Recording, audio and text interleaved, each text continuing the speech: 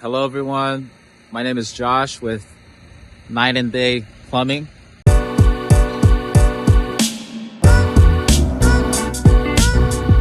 And today we're replacing a copper line that had damage and was leaking. I'm here with Richard. Hey, Richard with Knight Day Plumbing.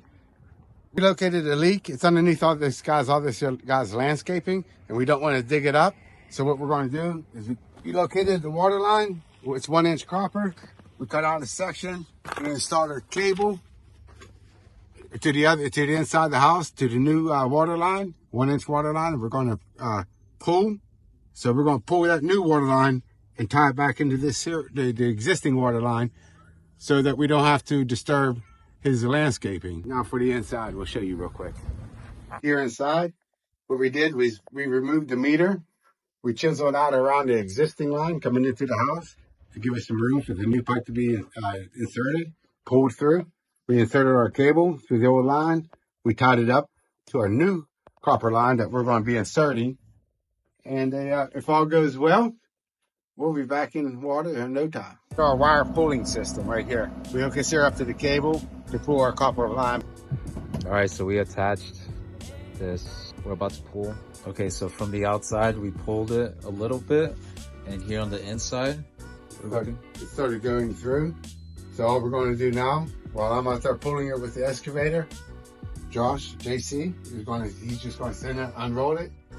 And we're going to take it all the way to the end. When I see it come out the hole, we'll stop, and then we'll make our connection. We'll tie it back in, and we'll put it back in service. So now we're hooked up the chain to that line.